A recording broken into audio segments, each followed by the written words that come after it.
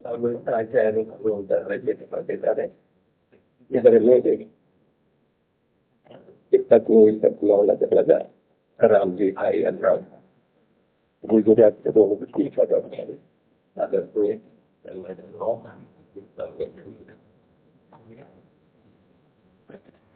ವಾಸ್ತವಿಕವಾಗಿ ಪ್ರತಿಯೊಂದು ಜೀವ ಸುಖದ ಅಪೇಕ್ಷೆ ಮಾಡ್ತಿದೆ. ಆದರೆ ಆ ಸುಖದ ಪ್ರಾಪ್ತಿ ಹೇಗೆ ಆಗುವುದ ಇಲ್ಲ, ನಿಜವಾಗಿ ನಮಗೆ ಗುರುತಿಲ್ಲದ ಕಾರಣ ನಾವು ಇಂದಿನವರೆಗೆ ಸಂಸಾರದೊಳಗ ಪರಿಧಾನ ಮಾಡ್ತಾ ಇದ್ದೇವೆ.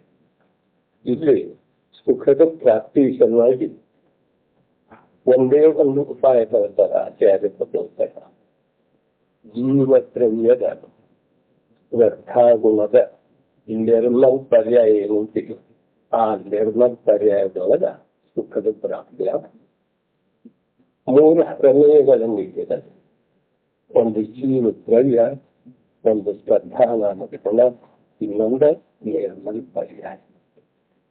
ಈ ದ್ರವ್ಯ ಗುಣ ಮತ್ತು ಪರ್ಯಾಯವನ್ನ ನಾವು ಇದುವರೆಗೆ ಯಥಾರ್ಥ ರೂಪದಿಂದ ಅಂಶ ಮಾತ್ರ ಕೂಡ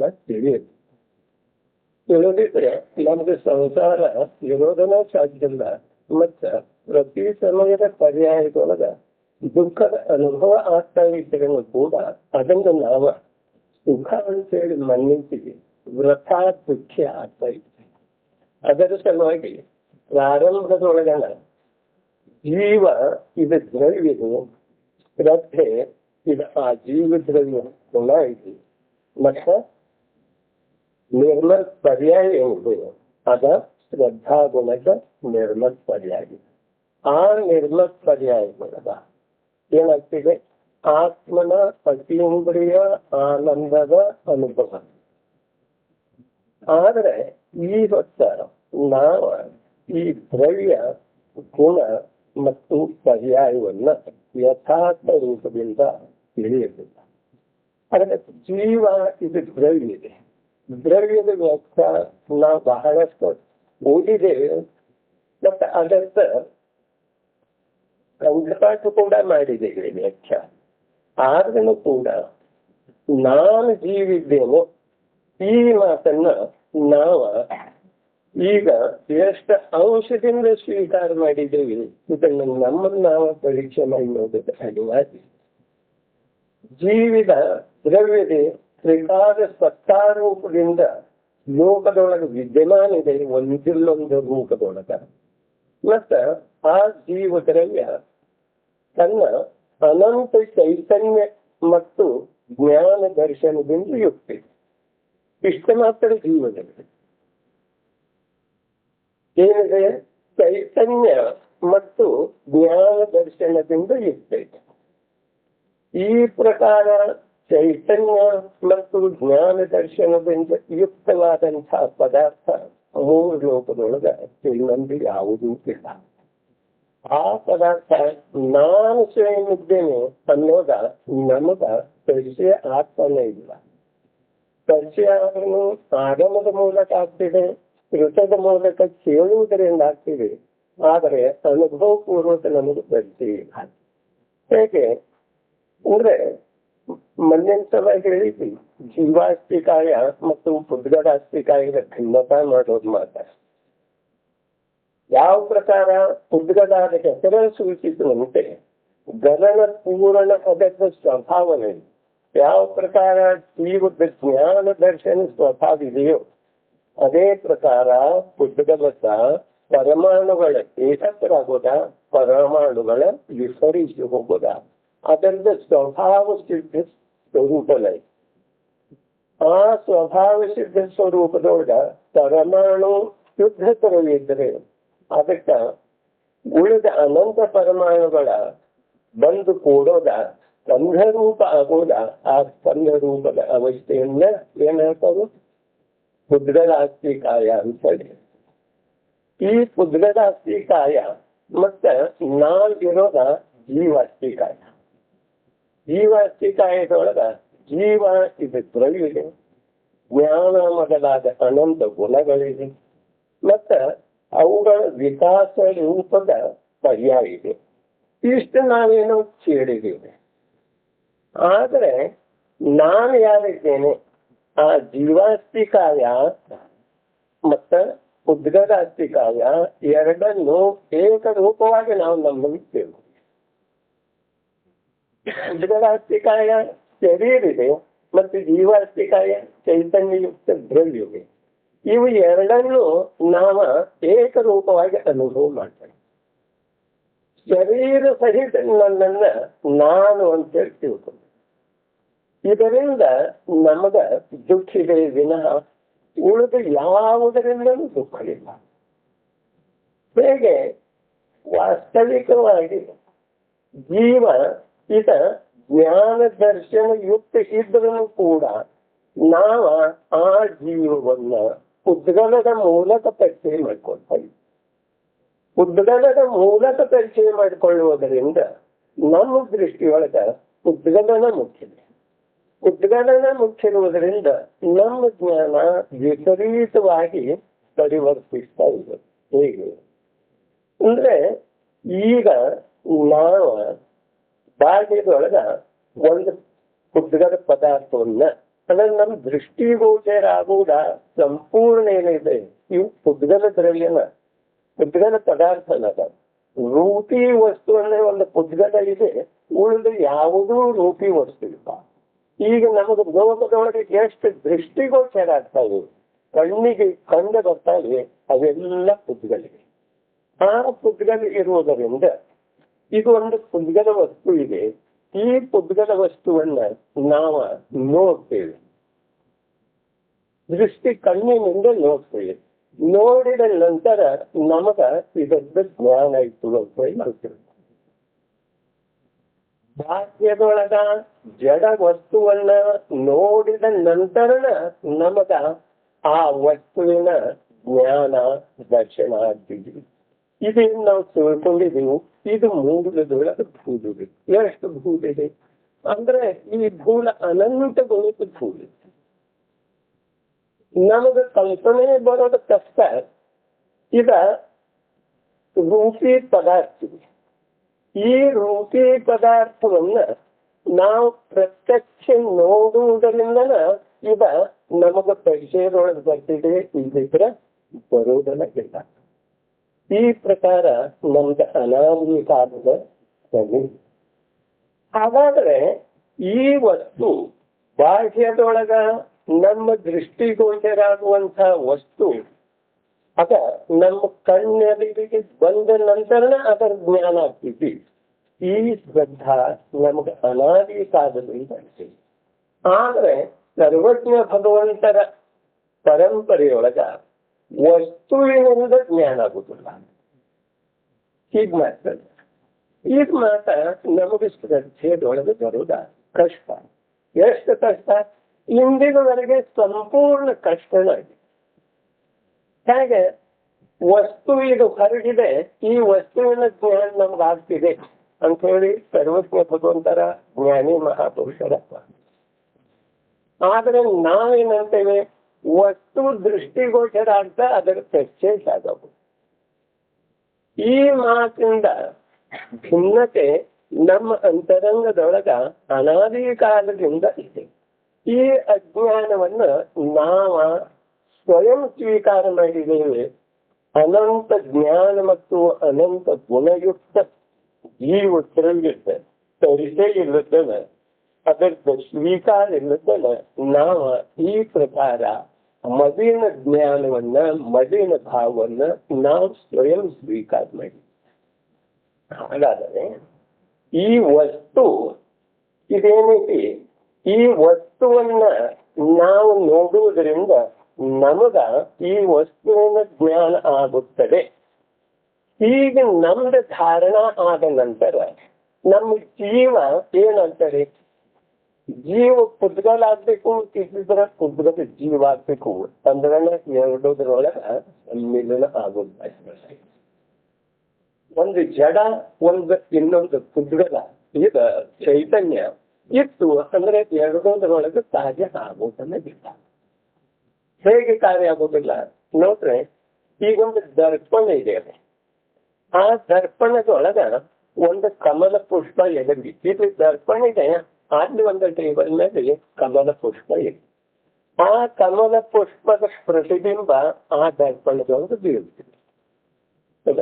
ಸ್ವಲ್ಪ ಲಕ್ಷ್ಯ ಪೂರ್ವಕ ಆ ಕಮಲ ಪುಷ್ಪದ ಪ್ರತಿಬಿಂಬ ದರ್ಪಣದೊಳಗೆ ಬೀಳ್ತಿದೆ. ಏನ ಇಲ್ಲಿ ದರ್ಪಣ ಇದೆ ಮತ್ತೆ ಅಲ್ಲಿ ಟೇಬಲ್ ಮೇಲೆ ಒಂದು ಅರಳಿದ ಕಮಲ ಪುಷ್ಪ ಇದೆ. ಆ ಕಮಲ ಪುಷ್ಪದ ಪ್ರತಿಬಿಂಬ ದರ್ಪಣದೊಳಗೆ ಬೀಳ್ತಿದೆ. ಇದು ಎಲ್ರಿಗೂ ಅನಿಸ್ತದೆ. ಬೀಳ್ತಿದೆ ಬೀಳ್ತಿದೆ. ಆದ್ರೆ ಈ ಕಮಲ ಪುಷ್ಪದ ಪ್ರತಿಬಿಂಬ ಇದೇನು ದರ್ಪಣದೊಳಗೆ ಬಿದ್ದಿದೆಯೋ ಆ ಪ್ರತಿಬಿಂಬ ಅದು ಕಮಲ ಪುಷ್ಪದಿದೆಯೋ ಅಥವಾ ದರ್ಪಣದಿದೆಯೋ? ಯಾವ ಪ್ರತಿಬಿಂಬ ಬಿದ್ದಿದೆ ಕಮಲ ಪುಷ್ಪದ ಪ್ರತಿಬಿಂಬ ದರ್ಪಣದೊಳಗ ನಮಗ ದೃಷ್ಟಿ ಮುಂದೆ ಆಗ್ತಾ ಇದೆ. ಇಲ್ಲಿ ದರ್ಪಣ ಅದು ಕಮಲ ಪುಷ್ಪ ಇರುವುದರಿಂದ ಆ ಪುಷ್ಪದ ಪ್ರತಿಬಿಂಬ ದರ್ಪಣದೊಳಗ ಬಿದ್ದಿದೆ. ಅದು ಎಲ್ರಿಗೂ ಸ್ಪಷ್ಟ ಗೋಚರಿಸ್ತಾ ಇದೆ, ಕಂಡು ಬರ್ತಾ ಇದೆ.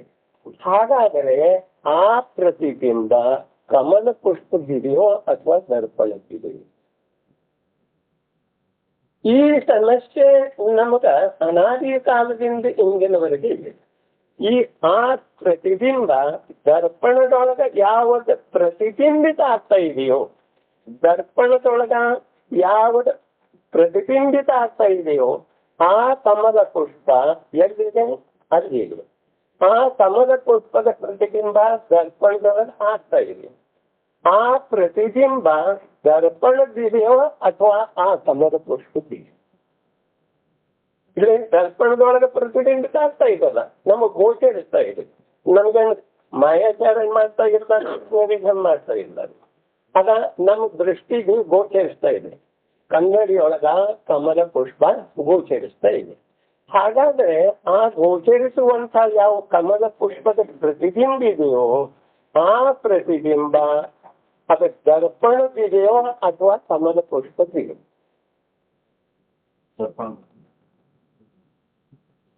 ವಾಸ್ತವಿಕವಾಗಿ ಇನ್ನೊಂದು ವಿಚಾರ ಮಾಡ್ತಾರೆ. ಆ ಕಮಲ ಪುಷ್ಪ ಇಲ್ಲಿ ಪ್ರತಿಬಿಂಬಿತ ಆಗುವಂತಹ ಕಮಲ ಪುಷ್ಪ ಅದು ಕಮಲ ಪುಷ್ಪದ ಪ್ರತಿಬಿಂಬ ಇದೆಯೋ ಅಥವಾ ದರ್ಪಣದ ಪ್ರತಿಬಿಂಬ ಇದೆಯೋ?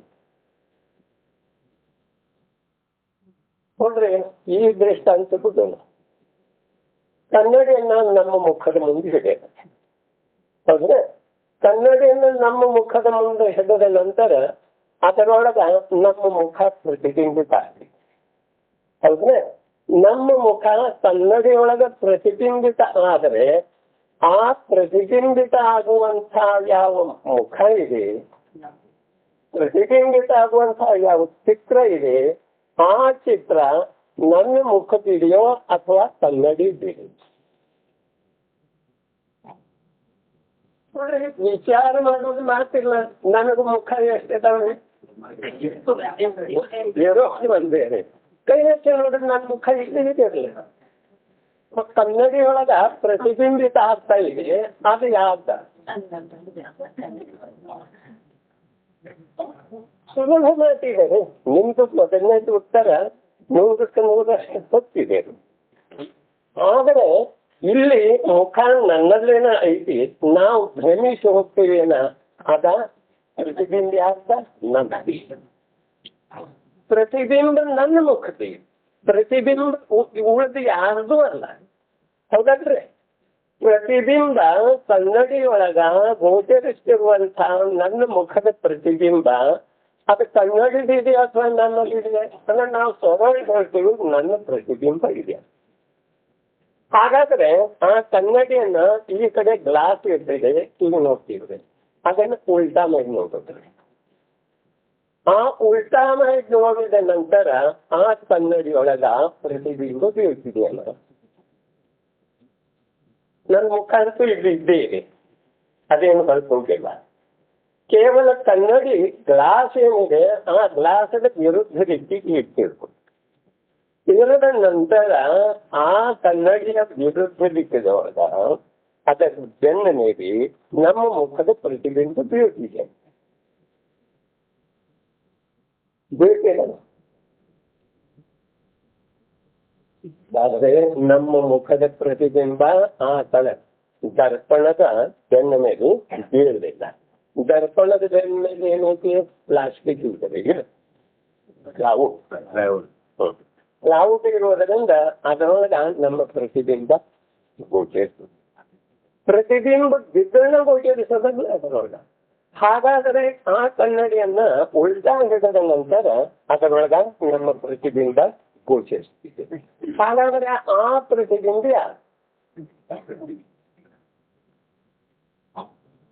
ಕನ್ನಡಿಯ ನಿರ್ಮಲತೆಯ ಪ್ರತಿಬಿಂಬಿದೆ ವಿನಃ ನಮ್ಮ ಮುಖದ ಪ್ರತಿಬಿಂಬ ಅಲ್ಲ. ನನ್ನ ಮುಖ ಇಲ್ಲೇ ಇದೆ. ಯಾವ ಸ್ಥಾನದೊಳಗಿರಬೇಕೋ ಅದೇ ಸ್ಥಾನದೊಳಗ ನನ್ನ ಮುಖ ಇದೆ. ಆದರೂ ಅಲ್ಲಿ ಗೋಚರಿಸುವಂತ ಪ್ರತಿಬಿಂಬ ನನ್ನ ಮುಖದ ಆಕಾರದ ಇದ್ರೂ ಕೂಡ ಅದ ಕನ್ನಡಿಯ ನಿರ್ಮಲತೆಯಿಂದ ಪ್ರತಿಫಲಿಸ್ತಾ ಇದೆ. ಕನ್ನಡಿಯನ್ನ ತಿರುವಿ ಹಿಡಿದು ನೋಡಿದೆವು, ಅದರೊಳಗೆ ನನ್ನ ಮುಖ ಗೋಚರಿಸಲಿಲ್ಲ. ಆದರೆ ಕನ್ನಡಿಯನ್ನ ಸರಳ ಹಿಡಿದ ನಂತರ ಅದರೊಳಗ ನನ್ನ ಮುಖ ಗೋಚರಿಸ್ತಾ ಇದೆ. ಹಾಗಾದ್ರೆ ಆ ಮುಖದ ಗೋಚರ ಆಗೋದ, ಆ ಮುಖ ಪ್ರತಿಬಿಂಬಿತ ಆಗೋದ ಅದ ಕನ್ನಡಿಯ ನಿರ್ಮಲತೆ ಇದೆ ವಿನಃ ನನ್ನ ಮುಖ ಅಲ್ಲ. ಆ ಮುಖ, ಆ ಪ್ರತಿಬಿಂಬ ಸ್ವಯಂ ಕನ್ನಡಿ, ಸ್ವಯಂ ದರ್ಪಣದಿದೆ. ಈ ಸ್ವೀಕಾರ ಆಯ್ತು ಅಂದ್ರೆ ನಮಗೆ ಏನ್ ದರ್ಶನ ತಿಳಿದಿ? ಏನೈತ್ರಿ? ಕನ್ನಡಿಯೊಳಗ ನಮ್ಮ ಮುಖ ಪ್ರತಿಬಿಂಬಿತ ಆಗ್ತಿದೆ. ನಮ್ಮ ಮುಖ ಪ್ರತಿಬಿಂಬಿತ ಆಗ್ತಿದೆ. ನಮ್ಮ ಮುಖ ಪ್ರತಿಬಿಂಬಿತ ಆಗೋದ್ರಿಂದ ನಮಗ ಅನಾದಿ ಅಜ್ಞಾನದ ಭ್ರಾಂತಿ ಏನಿದೆ, ಇದು ನನ್ನ ಮುಖದ ಪ್ರತಿಬಿಂಬ, ಇದು ನನ್ನ ಪ್ರತಿಬಿಂಬ, ಇದು ನನ್ನ ಮುಖ. ಅಯ್ಯ, ನಿನ್ನ ಮುಖ ನಿನ್ನ ಮಸ್ತಕದ ಮೇಲೆ ಇದ್ದೇ ಇದು, ಅದ ಕನ್ನಡಿಯೊಳಗೆ ಪ್ರವೇಶ ಮಾಡಲಿಲ್ಲ. ಆದರೆ ಈ ಅಜ್ಞಾನವನ್ನ ನೀನ ಸ್ವೀಕಾರ ಮಾಡಿದೀವಿ ಅನಾದಿ ಕಾಲ. ಅನಾದಿ ಕಾಲದಿಂದ ಸ್ವೀಕಾರ ಮಾಡುವುದರಿಂದ ಅದ ನನ್ನ ಪ್ರತಿಬಿಂಬ ಅಂತ ಇದ್ದೀವಿ. ಆದರೆ ಬೇರೆ ಯಾವುದಾದ್ರೂ ಒಂದು, ಈಗ ನಾವು ಬುಕ್ ಹಿಡಿದ ನೋಡಿದೀವಿ, ಒಂದು ಪುಸ್ತಕ ಹಿಡಿದೀವಿ, ಆ ಪುಸ್ತಕದೊಳಗ ಪ್ರತಿಬಿಂಬ ಬೀಳ್ತಿದೆ ಅಂತ ಪ್ರತಿಬಿಂಬ ಬೀಳಿಲ್ಲ ನನ್ನ ಮುಖದ. ಹಾಗಾದ್ರೆ ನನ್ನ ಮುಖದ ಪ್ರತಿಬಿಂಬ ಯಾವ ದರ್ಪಣದೊಳಗ ಪ್ರತಿಬಿಂಬಿತ ಆಗ್ತಾ ಇದೆಯೋ, ನನ್ನ ಮುಖದ ಆಕಾರ ಯಾವ ದರ್ಪಣದೊಳಗ ಪ್ರತಿಬಿಂಬಿತ ಆಗ್ತಾ ಇದೆಯೋ, ಆ ಪ್ರತಿಬಿಂಬಿತ ಆಗುವಂಥ ಪ್ರತಿಬಿಂಬ ಅದು ಸ್ವಯಂ ದರ್ಪಣದಿ. ಇದು ಸ್ವೀಕಾರ ಆಯ್ತು ಅಂದ್ರೆ ನಮ್ಮ ಕಾರ್ಯ ಆಯ್ತು. ಅದು ಯಾವುದ್ರದ್ದು ಪ್ರತಿಬಿಂಬ? ನಮಗೆ ಧೈರ್ಯ ಇಲ್ಲ ರೀ. ಆ ಪ್ರತಿಬಿಂಬ ದರ್ಪಣದಿದೆಯೋ ಅಥವಾ ನಮ್ಮ ಮುಖದ್ದಿದೆಯೋ? ನಮ್ಮ ಮುಖದಿದ್ರೆ ನಮ್ಮ ಮುಖ ಇಲ್ಲೇ ಇದೆ. ನಮ್ಮ ಮುಖ ದರ್ಪಣದೊಳಗೆ ಪ್ರವೇಶ ಮಾಡಲಿಲ್ಲ. ಹೌದ್ರೆ? ಮಾಡಿತೇನ್ರಿ? ಮಾಡಲಿಲ್ಲ. ನಮ್ಮ ಮುಖ ದರ್ಪಣದೊಳಗೆ ಪ್ರವೇಶ ಮಾಡಲಿಲ್ಲ. ನಮ್ಮ ಮುಖ ನಮ್ಮ ಸ್ಥಾನದೊಳಗನ ವಿದ್ಯಮಾನ ಇದೆ. ಅದನ್ನ ನಾವು ಸ್ಪರ್ಶ ಮಾಡಿ ನೋಡಿದ್ರೆ ನಮಗೆ ಪ್ರತ್ಯಕ್ಷ ಆಗ್ತಿದೆ, ನನ್ನ ಮುಖ ನನ್ನ ಸ್ಥಾನದೊಳಗನೆ ಇದೆ. ಆದರೆ ಕನ್ನಡಿಯೊಳಗ ಯಾವುದೇ ಪ್ರತಿಬಿಂಬಿತ ಆಗ್ತಾ ಇದೆಯೋ ನನ್ನ ಮುಖದ ಆಕಾರ, ಆ ಮುಖದ ಆಕಾರ ಅದು ಸ್ವಯಂ ಕನ್ನಡಿದಿದೆ ವಿನಃ ನನ್ನ ಮುಖದ ಆಕಾರ. ನನ್ನ ಮುಖದ ಆಕಾರದ ಹಾಗೆ ಪ್ರತಿಬಿಂಬಿತ ಆಗ್ತಾ ಇದೆ. ಮತ್ತೆ ಇನ್ನೊಂದು ವಸ್ತು ಹಿಡಿದ ನಂತರ ಇನ್ನೊಂದು ವಸ್ತುವಿನ ಪ್ರತಿಬಿಂಬ ಆ ಕನ್ನಡಿಯೊಳಗೆ ಆಗ್ತಾ ಇದೆ. ಇದರಿಂದ ನಿರ್ಣಯ ಏನಾಗ್ತಿದೆ? ಈ ಪ್ರತಿಬಿಂಬಿತ ಆಗುವಂಥ ಯಾವ ವಸ್ತು ಕನ್ನಡಿಯೊಳಗೆ ಪ್ರತಿಬಿಂಬಿತ ಆಗಿ ನಮಗೆ ಗೋಚರಿಸ್ತಾ ಇದೆಯೋ, ಆ ಗೋಚರಿಸುವಂಥ ಕನ್ನಡಿಯೊಳಗಿನ ಪ್ರತಿಬಿಂಬ ಅದು ಸ್ವಯಂ ಕನ್ನಡಿ.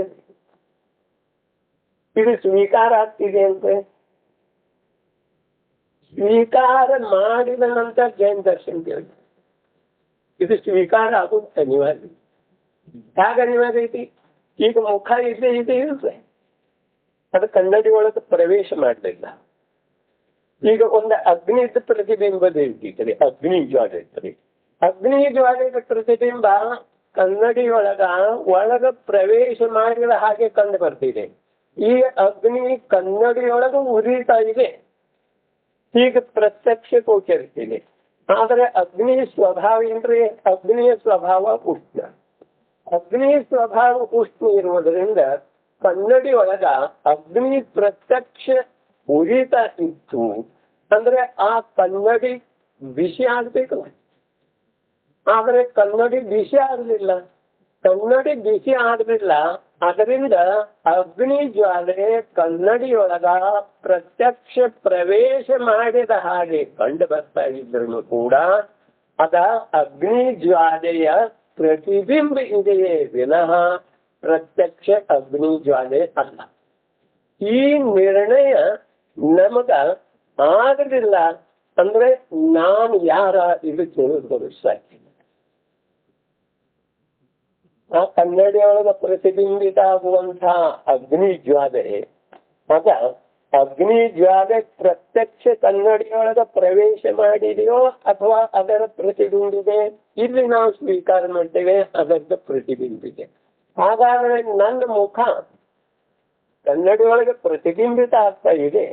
ಆ ಪ್ರತಿಬಿಂಬಿತ ಆಗುವ ಮುಖ ಅದು ಸ್ವಯಂ ಕನ್ನಡಿಯಲ್ಲಿದೆ. ಆ ಕನ್ನಡಿ ದೂರ ಸರಿಸಿದ ನಂತರ ಅದರಿಂದ ಮುಖ ಪ್ರತಿಬಿಂಬಿತ ಆಗ್ತಿದೆ ಅಂತ. ಇಲ್ಲ ಒಂದು ಕಲ್ಲಿನ ತುಂಡ ಪರಿಸಿ ತುಂಡ ತಗೊಂಡ್ರೆ ಅದರೊಳಗೆ ನನ್ನ ಮುಖ ಪ್ರತಿಬಿಂಬಿತ ಆಗ್ತಾ ಇದೆ ಅಂತ ಇಲ್ಲ. ಹಾಗಾದ್ರೆ ಈ ಪ್ರತಿಬಿಂಬಿತ ಆಗಿ ಗೋಚರಿಸುವಂತ ಯಾವ ಸ್ವರೂಪ ಇದೆಯೋ ಅದು ಪ್ರತ್ಯಕ್ಷ ಕನ್ನಡಿಯಲ್ಲಿದೆ. ಆದ್ರೆ ಆ ಪ್ರತಿಬಿಂಬ ನನ್ನ ಮುಖದ ಆಕಾರ ಸ್ವರೂಪವಾಗಿ ಗೋಚರಿಸುವುದರಿಂದ ನಾವ ಅನಾದಿ ಕಾಲದ ಅಜ್ಞಾನದಿಂದ ಅದು ನನ್ನ ಮುಖ ಅಂತೇಳಿ ನಾವು ಸ್ವೀಕಾರ ಮಾಡ್ತಾ ಇದ್ದೇವೆ.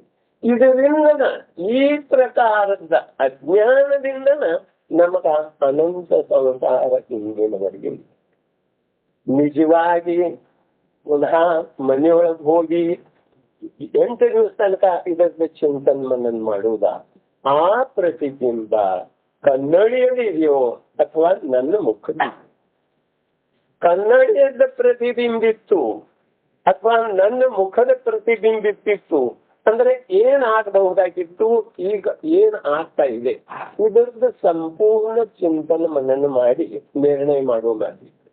ಇದು ನಿರ್ಣಯ ಆದ ನಂತರ ಆ ಪ್ರತಿಬಿಂಬ ಆಗ್ಬೇಕ್ರೆ ಅದು ಸ್ವಯಂ ಕನ್ನಡದ ಪ್ರತಿಬಿಂಬಿದೆ.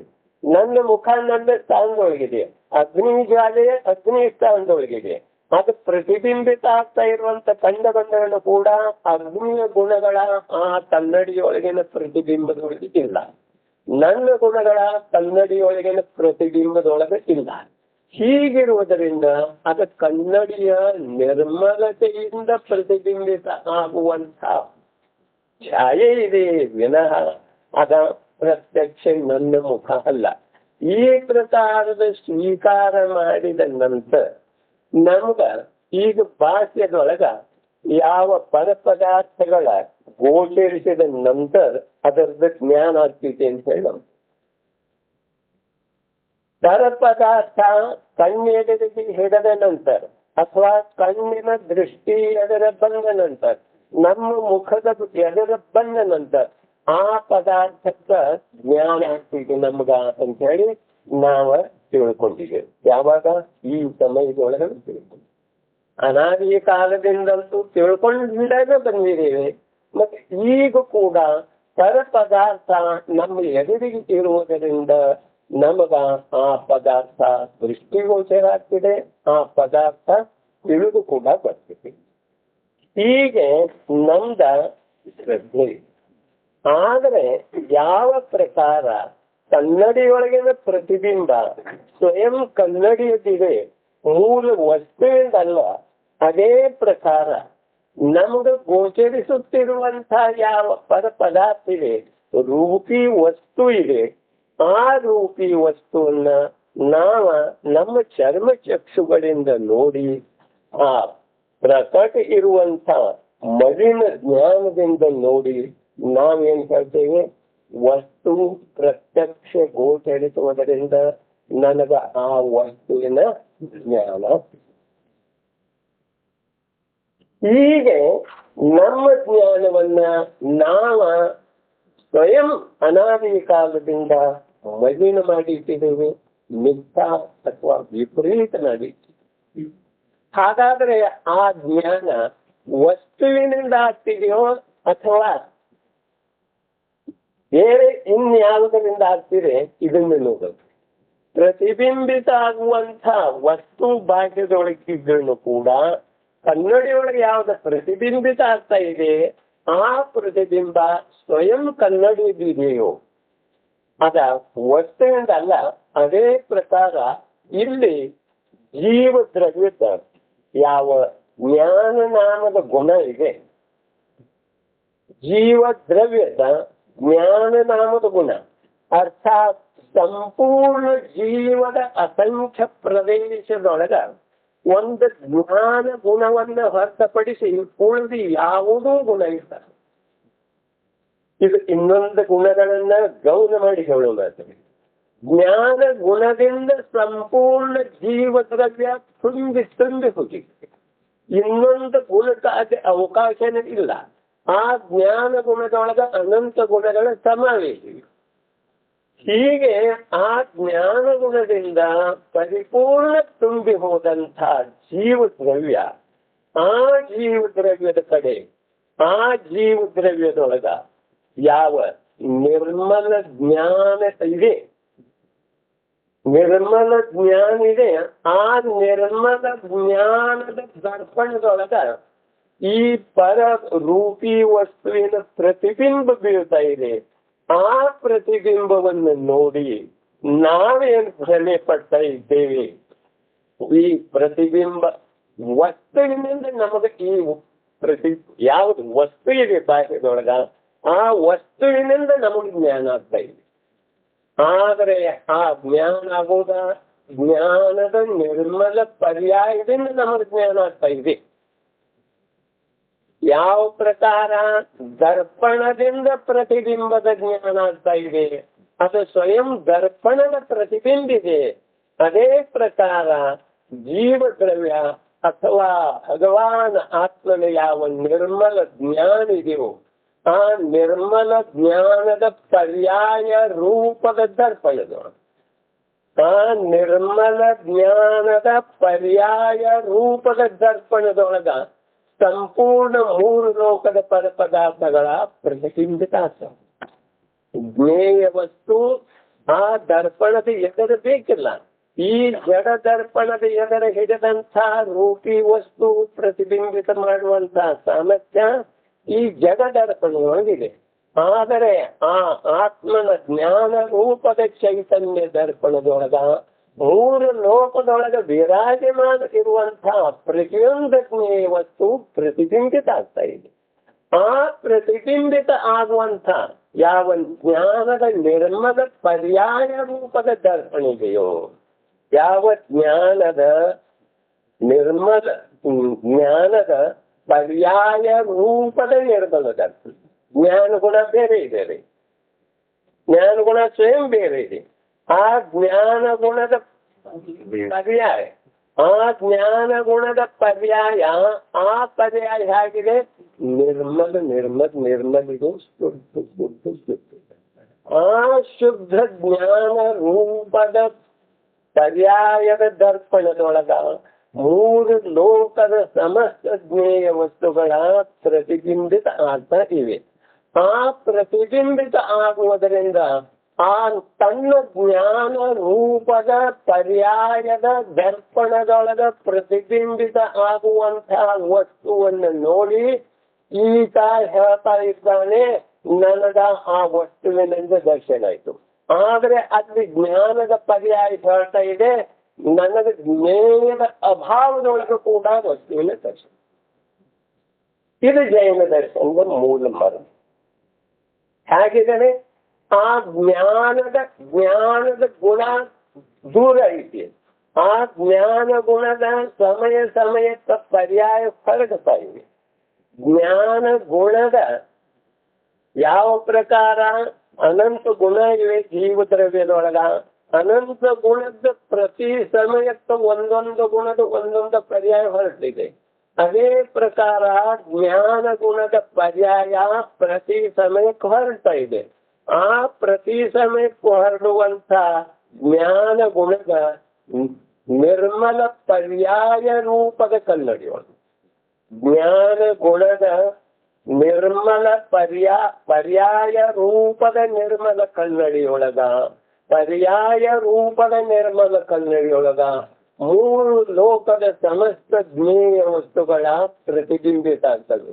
ಮೂರು ಕಾಲದ್ದು, ಭೂತಕಾಲದೊಳಗ ಆಗಿಬಹುದಿರ್ತದೆ, ಭವಿಷ್ಯತ್ ಕಾಲದೊಳಗ ಆಗಲಿರುವಂತ, ವರ್ತಮಾನ ಕಾಲದೊಳಗೆ ವಿದ್ಯಮಾನ ಇರುವಂತಹ ಸಮಸ್ತ ಜ್ಞೇಯ ಪದಾರ್ಥಗಳ ಆ ಜ್ಞಾನ ರೂಪದ ನಿರ್ಮಲ ಪರ್ಯಾಯದೊಳಗ ಪ್ರತಿಬಿಂಬಿತ ಆಗ್ತದೆ. ಈ ಮಾತನ್ನ ನಾವು ಯಾವಾಗ ಅನಾದಿ ಕಾಲದಿಂದ ಮರೆತು ಹೋಗಿದ್ದೀವಿಯೋ, ಆ ಮಾತಿನ ಸ್ವೀಕಾರ ನಮಗ ಆದ ನಂತರ ನಮಗ ನಮ್ಮ ಸ್ವರೂಪದ ಪರಿಚಯ ಆಗುತ್ತಿದೆ. ಈಗ ಏನ್ ಹೇಳ್ತಾ ಇದ್ದಾರೆ ಇಲ್ಲಿ, ಯಾವ ಜ್ಞಾನ ಗುಣ ಇದೆ, ಜ್ಞಾನ ಅಂದ್ರನ ಆತ್ಮ, ಆತ್ಮ ಅಂದ್ರನ ಜ್ಞಾನ, ಆ ಪ್ರಕಾರ ಜ್ಞಾನ ಗುಣದ ಪರ್ಯಾಯ ಪ್ರತಿ ಸಮಯಕ್ಕೂ ಹೊರಡತನ ಇದೆ. ಆ ಪ್ರತಿ ಸಮಯಕ್ಕೂ ಹೊರಡುವಂತ ಜ್ಞಾನ ಗುಣದ ನಿರ್ಮಲ ಪರ್ಯಾಯ ರೂಪದ ಕನ್ನಡಿಯೊಳಗ, ನಿರ್ಮಲ ಪರ್ಯಾಯ ರೂಪದ ದರ್ಪಣದೊಳಗ ಮೂರು ಲೋಕದ ಮೂರು ಕಾಲದ ಸಮಸ್ತ ಜ್ಞೇಯ ಪದಾರ್ಥಗಳ ಪ್ರತಿಬಿಂಬಿತ ಆಗ್ತದೆ. ಮೂರು ಲೋಕದ ಮೂರು ಕಾಲದ ಸಮಸ್ತ ಜ್ಞೇಯ ವಸ್ತುಗಳು ಪ್ರತಿಬಿಂಬಿತ ಆಗ್ತಾ ಇವೆ. ಆ ಪ್ರತಿಬಿಂಬಿತ ಆಗುವಂಥ ಜ್ಞೇಯ ಪದಾರ್ಥಗಳನ್ನ ಜ್ಞಾನ ತನ್ನಲ್ಲೇ ತಾಗಿದ್ದು ನೋಡ್ತಾ ಇದೆ. ಜ್ಞಾನ ತನ್ನಲ್ಲೇ ತಾಗಿದ್ದು ನೋಡ್ತಾ ಇದೆ. ಅದನ್ನ ನಾವ ನಮ್ಮ ಕಡೆ ಅಂತರ್ದೃಷ್ಟಿ ಮಾಡ್ದನ, ದ್ರವ್ಯ ದೃಷ್ಟಿ ಮಾಡ್ದನ, ಪರ್ಯಾಯ ದೃಷ್ಟಿ ಮಾಧ್ಯಮದಿಂದ, ಅನಾದಿ ಕಾಲದಿಂದ ಪರ್ಯಾಯ ದೃಷ್ಟಿಯನ್ನೇ ಸ್ವೀಕಾರ ಮಾಡಿರುವುದರಿಂದ ಆ ಪರ್ಯಾಯ ದೃಷ್ಟಿಯ ಮಾಧ್ಯಮದಿಂದ ನಮ್ಮ ಜ್ಞಾನ ಯಾವುದು ಮಲಿನಾಗಿ ಹೋಗಿದೆಯೋ ಆ ಮಲಿನ ಜ್ಞಾನದಿಂದ ನಾವ ಈಗ ಏನು ಘೋಷಣೆ ಮಾಡ್ತಾ ಇದ್ದೇವೆ, ಜ್ಞೇಯ ಪದಾರ್ಥದ ದರ್ಶನದಿಂದ ನಮಗ ಆ ಪದಾರ್ಥದ ಪರಿಚಯ ಆಗ್ತಾ ಇದೆ. ಆದರೆ ನಿಜವಾಗಿ ಹಾಗೆ ಪರಿಚಯ ಆಗುದು. ಈಗ ನಮಗೆ ಸ್ವಪ್ನ ತಿಳಿದಿದೆ. ನಾವು ರಾತ್ರಿ 12 ಗಂಟೆಗೆ ಒಂದು ಸ್ವಪ್ನ ಕಾಡ್ತೀವಿ. ಎಂದೂ ಯಾವುದೇ ವ್ಯಕ್ತಿಯನ್ನು ನೋಡಿಲ್ಲ, ಎಂದೂ ಯಾವುದೇ ವ್ಯಕ್ತಿ ನಮ್ಮ ದೃಷ್ಟಿಯೊಳಗೆ ಬರಲಿಲ್ಲ, ನಮ್ಮ ಪರಿಚಯದೊಳಗೂ ಕೂಡ ಬರಲಿಲ್ಲ. ಅಂಥ ವ್ಯಕ್ತಿ ಕೂಡ ನಮ್ದು ಜಗಳ ಆಗ್ತಾ ಇರೋದನ್ನು ನಾವು ಸ್ವಪ್ನದೊಳಗೆ ನೋಡ್ತೀವಿ. ಅದು ಹೇಗೆ ನೋಡೋ ಸಾಧ್ಯತೆ ಅಥವಾ ಇಲ್ಲ? ಇಂಥ ಘಟನೆಗಳ ನಮ್ಮ ಜೀವನದೊಳಗ ಬಂದಿವೆಯೋ ಅಥವಾ ಇಲ್ಲ? ಎಂದೋ ಯಾವುದೇ ಕಾಲದಲ್ಲಿ ಕೂಡ ನೋಡದೇ ಇರುವಂತಹ ಘಟನೆ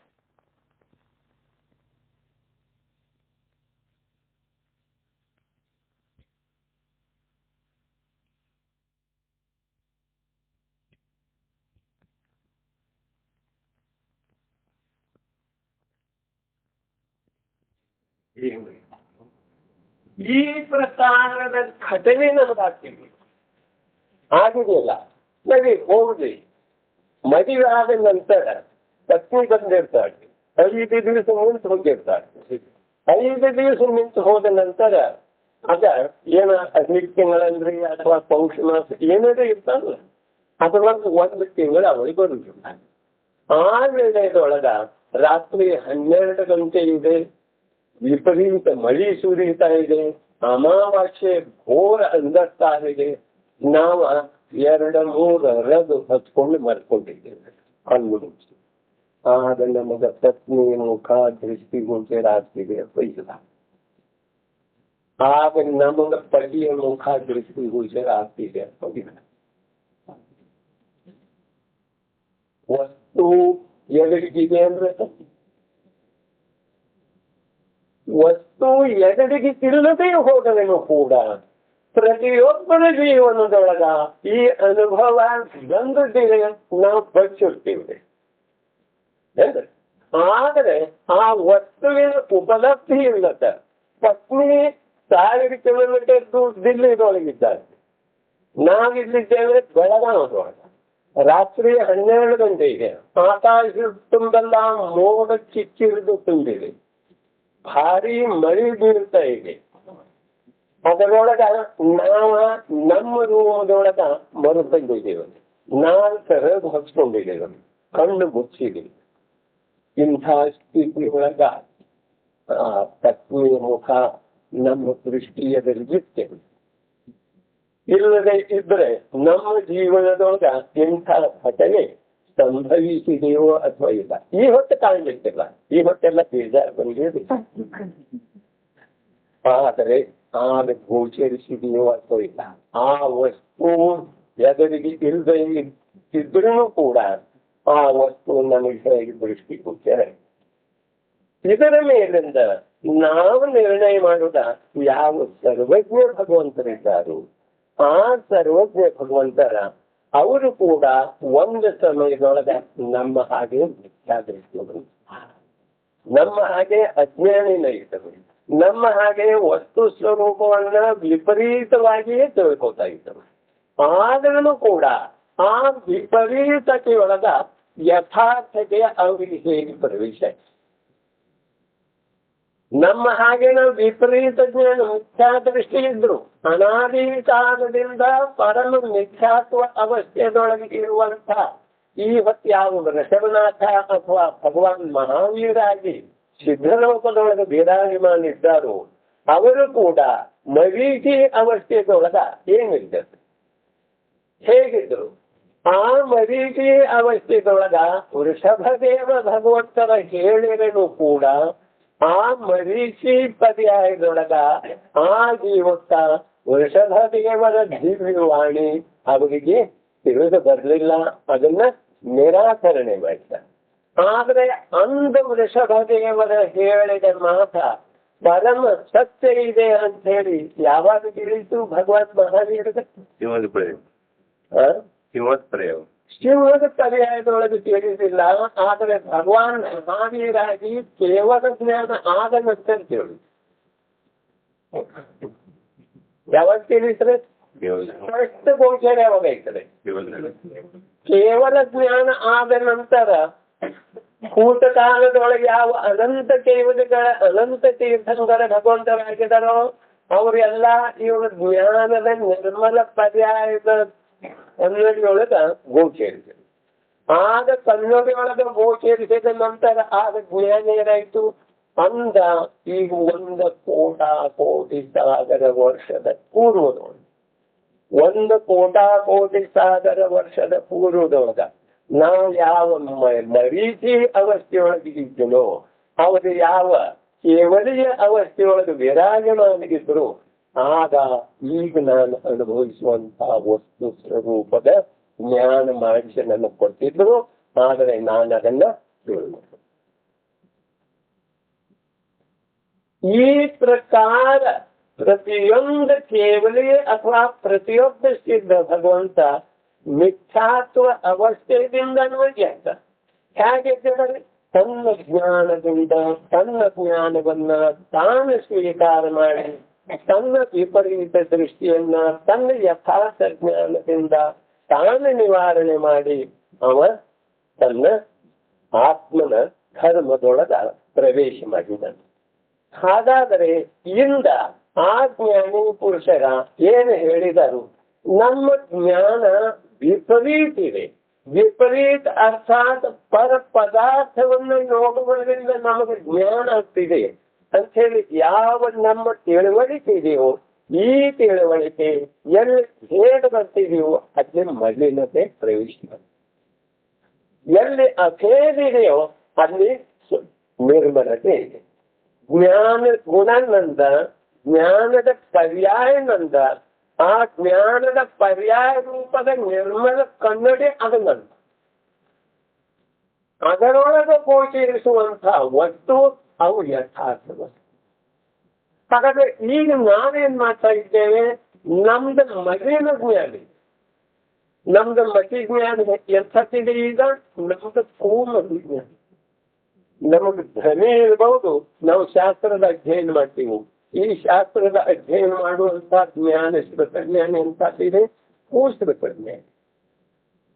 ಇದನ್ನ ನಾವು ಕೂಮತಿ ಮತ್ತು ಕೂಶ್ರುತ ಅಂತ ಹೇಳಿ ಯಾವಾಗ ಸ್ವೀಕಾರ ಮಾಡ್ತೀವಿಯೋ ಆಗ ನಮ್ಮ ದೋಷ ನಾವು ಸ್ವೀಕಾರ ಮಾಡಿದ ನಂತರ ನಮ್ಮ ದೋಷವನ್ನ ತೆಗೆದು ಹಾಕುವಂತ ಸಾಮರ್ಥ್ಯ ನನ್ನಲ್ಲಿ ಇದೆಯೇ ವಿನಃ ಅನಂತ ಕೇವಲಿ ಪರಮಾತ್ಮರಲ್ಲಿ ನನ್ನ ದೋಷವನ್ನು ನಿವಾರಣೆ ಮಾಡುವಂತ ಸಾಮರ್ಥ್ಯ ಅಂಶ ಮಾತ್ರ ಕೂಡ. ಈ ಪ್ರಕಾರ ಇರುವ ವೇಳೆದೊಳಗ ಮರೀಚಿ ಅವಸ್ಥೆದೊಳಗ ಸಾಕ್ಷಾತ್ ಕೇವಲಿ ಭಗವಂತನ ಹೇಳಿರೆಯೂ ಕೂಡ ಯಾವ ಮರೀಚಿ ಜೀವಕ್ಕ ಸ್ವೀಕಾರ ಆಗಲಿಲ್ಲೋ ವಸ್ತುವಿನ ಯಥಾರ್ಥ ಸ್ವರೂಪ, ಅದೇ ವಸ್ತುವಿನ ಯಥಾರ್ಥ ಸ್ವರೂಪ ತನ್ನದೇ ಅಂಥ ಪ್ರಕಟ ಜ್ಞಾನ ವಿಕಸಿತ ಆದ ನಂತರ ಆಗ ಗುರುತಾಗ್ತೀರಿ. ಅದೇ ಪ್ರಕಾರ ಈ ಹೊತ್ತ ನಾವು ನಮ್ಮಲ್ಲಿ ಯಾವ ಪೂರ್ಣತೆ ಮತ್ತು ಕೂಶ್ರುತ ಇದೆಯೋ, ಈಗ ನಾವು ಆಗಮ ಓದ್ತೇವ್ರೆ, ಆಗಮದ ಉಪದೇಶ ಜ್ಞಾನಿ ಮುನಿಗಳಿಂದ ಶ್ರವಣ ಮಾಡ್ತೀವಿ.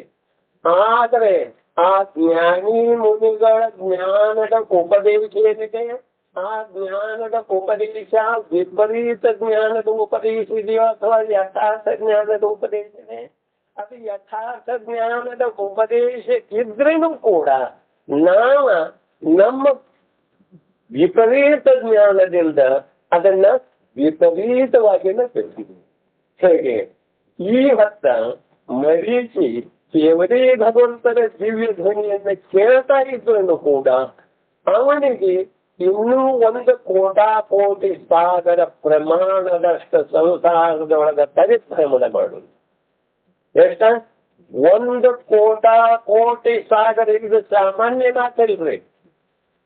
ಭಗವಾನ್ ಮಹಾವೀರರ ಮರೀಚಿ ಅವಸ್ಥೆಯಿಂದ ಮಹಾವೀರ ಅವಸ್ಥೆಗೆ ಬರಬೇಕಾದ್ರೆ ಎಷ್ಟು ಸಲ ನರಕಕ್ಕೆ ಹೋಗಿದ್ದಾರೆ, ಎಷ್ಟು ಸಲ ನಿಗೋದಕ್ಕೆ ಹೋಗಿದ್ದಾರೆ.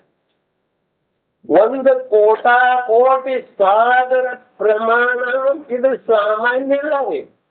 ಕೇವಲ ಒಂದು ಮಿಥ್ಯಾತ್ವ, ಕೇವಲಿ ಭಗವಂತರ ಪ್ರತ್ಯಕ್ಷ ದಿವ್ಯ ಧ್ವನಿ ಆ ಜೀವದ ಜ್ಞಾನದ ಮೇಲೆ ಏನು ಕಾರ್ಯ ಮಾಡಲಿಲ್ಲ, ಪ್ರಭಾವ ಬೀಳಲಿಲ್ಲ.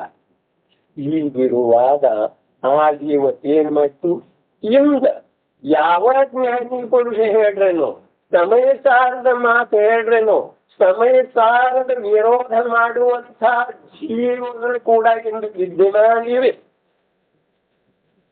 ಸಮಯ ಸಾರದ ವಿರೋಧ ಮಾಡುವಂತಹ ಜೀವ ಕೂಡ ಸಾಕ್ಷಾತ್ ತಗಿತಾಳ ಸರ್ವಜ್ಞ ಎನ್ನುವಂತಹದ್ದು ಯಾರಿದರು, ಅವರು ಸ್ವಯಂ ಶುದ್ಧೋಪಯೋಗದೊಳಗೆ ಇರುವ ನೆಲೆದೊಳಗ ಆ ಶುದ್ಧೋಪಯೋಗ ರೂಪದ ಪರಿಣತಿ ಯಾವ ಪ್ರಕಾರ ಆಗ್ತಾ ಇದೆಯೋ ಅದೇ ಪ್ರಕಾರ ಬಾಹ್ಯದೊಳಗ ಗಾಥೆಗಳ ರಚನೆ ಆಗ್ತಾ ಇದ್ದರೂ ಕೂಡ ಆ ಗಾಥೆಗಳನ್ನ ವಿರೋಧ ಮಾಡುವಂತಹ ಮರೀಚಿ ಸ್ವರೂಪದ ಜೀವಗಳ ಇಂದು ಕೂಡ ವಿದ್ಯಮಾನಿವೆ. ಆ ವಿದ್ಯಮಾನ ಇರುವಂತಹ ಜೀವಗಳ ಸಲುವಾಗಿ ನಮಗೆ ದಯೆ ಬರಬೇಕ್ರಿ. ವಾಸ್ತವಿಕ ಈ ದಯೆ ನಮಗೆ ಬರಬೇಕಾದ್ರೆ ನಮ್ಮ ಸ್ವರೂಪದ ಪರಿಚಯ ಹೇಮೋಪಶಮ ಜ್ಞಾನದೊಳಗ ವಿಕಲ್ಪ ಪೂರ್ವಕರೇ ಸ್ವೀಕಾರ ಆಗುವುದ ಕರ್ತವ್ಯ ಇದೆ. ಆದ್ರೆ ಆ ಪ್ರಕಾರದ ಕಾರ್ಯ ನಾವು ಇವತ್ತು ಮಾಡ್ತಾ ಇಲ್ಲ. ಹೇಗೆ ಜ್ಞಾನ ಭಗವಾನ್ ಆತ್ಮ ಸಂಪೂರ್ಣ ಜ್ಞಾನ ಗುಣದಿಂದ ತುಂಬಿದ ವಸ್ತು ಇದೆ. ಭಗವಾನ್ ಆತ್ಮ ಸಂಪೂರ್ಣ ಜ್ಞಾನ ಗುಣದಿಂದ ತುಂಬಿದ ವಸ್ತು ಇದ್ದಾನೆ. ಆ ಸಂಪೂರ್ಣ ಜ್ಞಾನ ಗುಣದಿಂದ ತುಂಬಿದ ವಸ್ತು ಇದ್ದರೂ ಕೂಡ ಆ ಜ್ಞಾನ ಗುಣದಿಂದ ತುಂಬಿದ ವಸ್ತುವಿನ ಪರಿಚಯ ಯಾರು ಮಾಡ್ಕೊಳ್ತಾ ಇಲ್ಲ? ಯಾರು ಮಾಡ್ಕೊಳ್ತಾ ಇಲ್ಲ? ಭಗವಾನ್ ಆತ್ಮ ಜ್ಞಾನ ಗುಣದಿಂದ ಪರಿಪೂರ್ಣ ತುಂಬಿ ಹೋದಂತ ಭಗವಾನ್ ಆತ್ಮ, ಆ ಭಗವಾನ್ ಆತ್ಮನ ಪರಿಚಯ ಯಾರು ಮಾಡ್ಕೊಳ್ತಾ ಇಲ್ಲ? ಒಂದು ಸಮಯವರ್ತಿ ಪರ್ಯಾಯ ಮಾಡ್ಕೊಳ್ತಾ ಇಲ್ಲ. ಹೌದನೇ? ಒಂದು ಸಮಯವರ್ತಿ ಪರ್ಯಾಯ ಮಾಡ್ಕೊಳ್ತಾ ಇಲ್ಲ. ಇಲ್ಲಿ ಪರಮ ಶುದ್ಧ ಮಾತನ್ನ ಹೇಳಿದ್ದಾರೆ. ಜೀವ ದ್ರವ್ಯದ ಶ್ರದ್ಧಾ ಗುಣದ ನಿರ್ಮಲ ಪರ್ಯಾಯ. ಜೀವ ದ್ರವ್ಯದ ಶ್ರದ್ಧಾಗುಣದ ನಿರ್ಮಲ ಪರ್ಯಾಯ ಹೆಸರೇನಿತಿ ಸಮ್ಯಕ್ ದರ್ಶನಿ. ಹಾಗಾದರೆ ನಿನ್ನಲ್ಲಿ ನಿರ್ಮಲ ಪರ್ಯಾಯ ಕೇವಲ ನಿರ್ಮಲ ಪರ್ಯಾಯ ಬರುವುದಿಲ್ಲ, ಆದರೆ ಮಲಿನ ಪರ್ಯಾಯ ಕೂಡ ಬರ್ತಾ ಇವೆ ಅನ್ನೋದಕ್ಕೆ ಪ್ರತಿಬೋಧ ಆ ಶಬ್ದದೊಳಗಿದೆ. ಇದೇ ಇಲ್ಲದೆ ಇದ್ದರೆ ಇಲ್ಲದೆ ಹೋಗಿದ್ರೆ ಬರೇ ನಿನ್ನ ಪರ್ಯಾಯದೊಳಗ ಅಂತ ಶಬ್ದ ಪ್ರಯೋಗ ಮಾಡಬೇಕಾಗಿತ್ತು. ಆದ್ರೆ ಇಲ್ಲಿ ಶಬ್ದ ಪ್ರಯೋಗ ಏನಿದೆ? ಜೀವ ದ್ರವ್ಯದ ಶ್ರದ್ಧಾ ಗುಣದ ನಿರ್ಮಲ ಪರ್ಯಾಯ. ಜೀವ ದ್ರವ್ಯದ ಶ್ರದ್ಧಾ ಗುಣದ ಜೀವ ದ್ರವ್ಯದೊಳಗೆ ಎಂದೂ ಮಲಿನತೆ ಬರಲೇ ಇಲ್ಲ, ಮೂರು ಕಾಲದೊಳಗೆ ಬರೋ ಸಾಧ್ಯತೆ ಇಲ್ಲ. ಸರಿ, ಅದೇ ಪ್ರಕಾರ ಜೀವ ದ್ರವ್ಯದ ಅನಂತ ಗುಣಗಳೇನವು, ಆ ಅನಂತ ಗುಣದೊಳಗ ಕೂಡ ಎಂದೂ ಮಲಿನತೆ ಬರೋ ಸಾಧ್ಯತೆ ಇಲ್ಲ, ಭವಿಷ್ಯದೊಳಗೆ ಬರೋದು ಇಲ್ಲ. ಹಾಗಾದರೆ ಈ ಮಲಿನತೆ ಎಲ್ಲಿದೆ? ಕೇವಲ ಪರ್ಯಾಯದೊಳಗೆ. ಹಾಗಾದರೆ ಈ ಹೊತ್ತ ನಾವೇನು ತಿಳ್ಕೊಂಡಿದ್ದೇವೆ? ಸಂಪಾದನೆ ದ್ರವ್ಯ ಯುಕ್ತಂ ತದ್ರವ್ಯ ಲಕ್ಷಣ. ಜೀವ ಇದು ದ್ರವ್ಯದೆ ಮತ್ತ ಅನಂತ ಗುಣ ಇವ ಜೀವ ದ್ರವ್ಯದ ಗುಣಗಳಿವೆ ಮತ್ತು ಗುಣದ ವಿಕಾಸ ಏನಿದೆ ಅದು ಪರ್ಯಾಯ. ನಮ್ಮ ಸೃಷ್ಟಿಯೊಳಗೆ ಇದೆ ಅಥವಾ ಇಲ್ಲ? ಜೀವ ದ್ರವ್ಯದೊಳಗಿಂದ ಪರ್ಯಾಯ ಎಲ್ಲಿಂದ ಬರ್ತಿದೆ? ಗುಣದ ವಿಕಾಸ ರೂಪದಿಂದ ಪರ್ಯಾಯ ಅಥವಾ ಜೀವ ದ್ರವ್ಯದಿಂದ ಪರ್ಯಾಯ ಹೊರಟಿದೆ. ಈ ಪ್ರಕಾರ ನಮಗೆ ಯಾವ ಸ್ಥೂಲ ಜ್ಞಾನ ಇದೆಯೋ, ಈ ಸ್ಥೂಲ ಜ್ಞಾನದಿಂದ ನಮಗೆ ಏನ್ ತಿಳಿದೆ? ನಮಗೆ ದ್ರವ್ಯ ಗುಣ ಪರ್ಯಾಯದ ಯಥಾರ್ಥ ನಿರ್ಣಯ. ಸರಿ, ಒಂದು ವೇಳೆ ದ್ರವ್ಯದಿಂದ ಅಥವಾ ಗುಣದ ವಿಕಾಸ ರೂಪದಿಂದ ಪರ್ಯಾಯ ಬರ್ತಾಗಿತ್ತು. ದ್ರವ್ಯ ಮೂರ್ತ ತ್ರಿಕಾಲ ಶುದ್ಧಿ, ದ್ರವ್ಯದ ಅನಂತ ಗುಣ ತ್ರಿಕಾಲ ಶುದ್ಧಿ.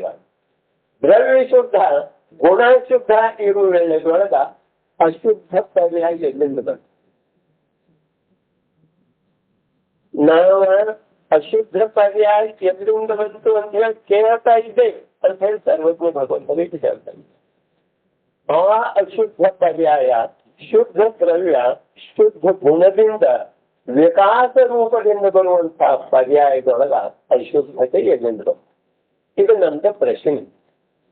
ಹೀಗೆ ಸರ್ವಜ್ಞ ಭಗವಂತ ನಮ್ಮನ್ನು ಕೇಳ್ತಿದ್ದ. ನಾವು ಹೇಳಿದ್ವಿ ನಿಮಗೆ ದ್ರವ್ಯ ಗುಣ ಪರ್ಯಾಯ ಅದ ಸ್ವರೂಪದ ಪರಿಚಯ ಮಾಡುವ ಸಲುವಾಗಿ ಪಂಚಾಯತಿ ಕಾಯ್ದೊಳಗ ಹೇಳಿದ್ದಿದೆ, ಅದು ಸತ್ಯ. ಆದರೆ ಸಂಪೂರ್ಣ ವಸ್ತುವಿನ ಪರಿಚಯ ಮಾಡಿಕೊಡೋದಿದೆ. ನಿಮಗೆ ಸಮ್ಯಕ್ ದರ್ಶನ ಮಾಡಿಕೊಡುವ ಉದ್ದೇಶದಿಂದ ಆ ಸೂತ್ರ ಇಲ್ಲ. ಉತ್ಪಾದನೆ ದ್ರವ್ಯ ಯುಕ್ತ ಸತ್ ಸತ್ ದ್ರವ್ಯ ಲಕ್ಷಣ. ಈ ಪ್ರಕಾರದ ಏನು ನಿಮಗೆ ಸೂತ್ರ ಹೇಳಿದೆಯೋ ಅದು ನಿಮಗ ಸಂಪೂರ್ಣ ಆರು ದ್ರವ್ಯದ ಪರಿಚಯ ಮಾಡಿಕೊಡೋ ಸಲುವಾಗಿ ಹೇಳಿದೆವು. ನಿಮಗೆ ಸಮ್ಯಕ್ ದರ್ಶನದ ಉತ್ಪತ್ತಿ ಸಲುವಾಗಿ ನಾವು ಈ ಸೂತ್ರ ಹೇಳಲಿಲ್ಲ. ನಾವು ತಿಳ್ಕೊಂಡಿದ್ರೆ ಅವ್ರೇನ್ ಮಾಡೋದು? ನಾವು ಸೂತ್ರ ಯಾವುದರ ಸಲುವಾಗಿ ಹೇಳಿದೆವು? ಪರಿಪೂರ್ಣ ವಸ್ತುವಿನ ಪರಿಚಯ ಮಾಡಿಕೊಡೋ ಸಲುವಾಗಿ ಯಾವ್ದ ಸತ್ತಾರೂಪದಿಂದ ವಿರಾಜಮಾನ ಇದೆಯೋ ಲೋಕದೊಳಗ, ಆ ಸತ್ತಾರೂಪದಿಂದ ವಿರಾಜಮಾನ ಇರುವಂತಹ ದ್ರವ್ಯದೊಳಗ ಉತ್ಪಾದನೆಯ ರೂಪದ ಪರ್ಯಾಯ ನಿರಂತರ ಅರ್ಥವು ಆದ ವಸ್ತು ದ್ರವ್ಯ ರೂಪದಿಂದ ತ್ರಿಕಾಲ ವಿರಾಜಮಾನ ಇದ್ದೀವಿ.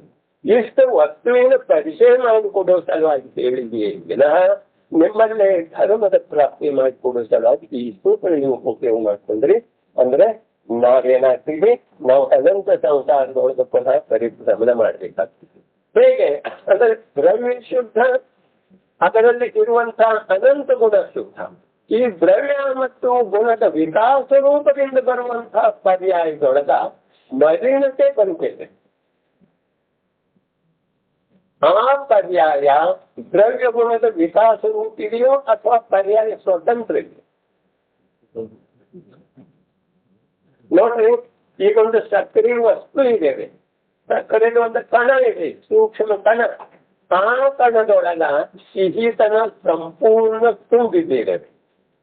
ಸಿಹಿತನ ಆ ವಸ್ತುವಿನೊಳಗೆ ಸಂಪೂರ್ಣ ತುಂಬಿದಂತ ಸಿಹಿತನ सतत प्रवाहिती इकडे तन्नಲ್ಲೇ ಪ್ರವಾಹಿತಿ ಅರ್ಥಾತ್ ಪರಿಣಾಮಶೀಲಿ ಸಿಹಿ ಗುಣವನ್ನು ಯಾವಾಗಲೂ ಬಿಟ್ಟು ಕೊಡ್ತಾ ಇದೆ.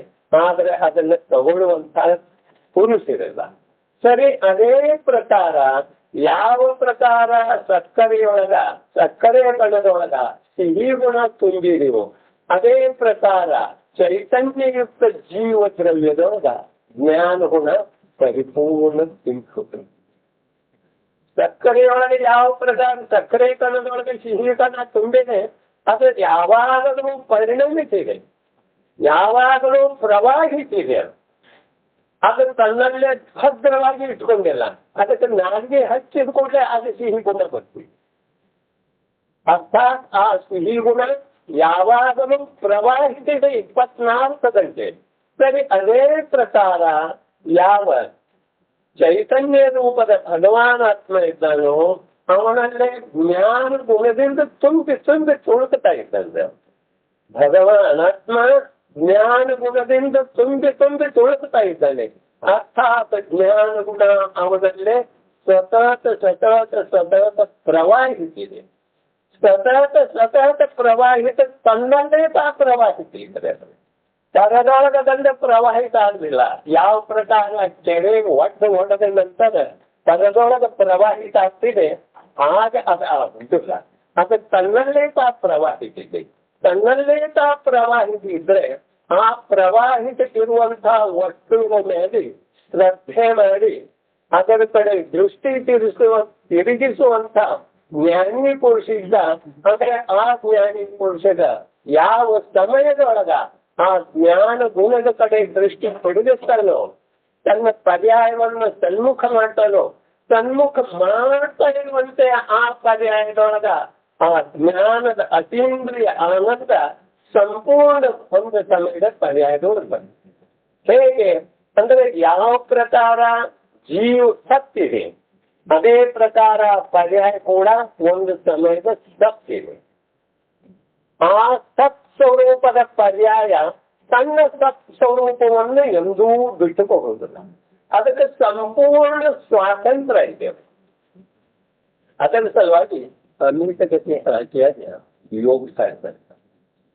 ಅಮಿತಗತಿ ಆಚಾರ್ಯ ಯೋಗೇಂದ್ರ ದೇವರು ಯೋಗಿಸ್ತಾ ಇರ್ತಾರು, ಮತ್ತೆ ಅಮಿತಗತಿ ಆಚಾರ್ಯರು ಕೂಡ ಯೋಗಿಸ್ತಾ ಬರ್ತಾರೆ.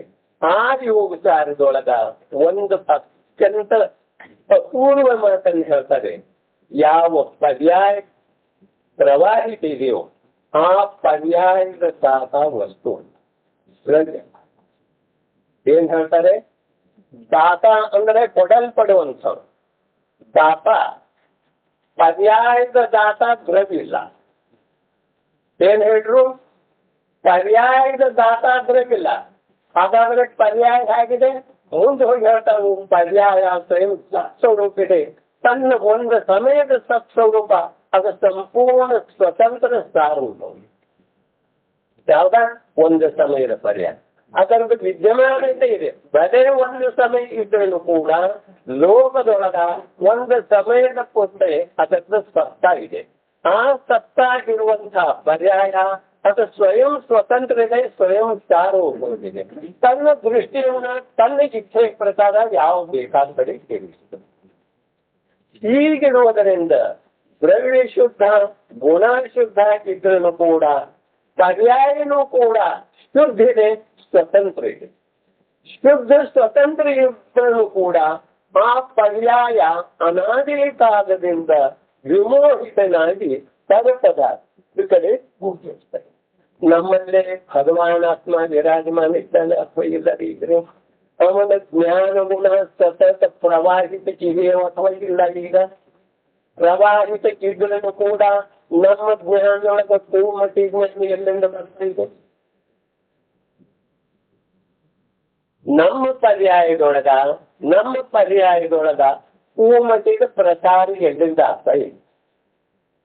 ಪರದಿಂದೋ ಅಥವಾ ಮೂಲ ದ್ರವ್ಯ ಪರದಿಂದ. ಈ ಪರದಿಂದ ಆಗೋದಕ್ಕೆ ನಿಮಿತ್ತ ಕಾರಣ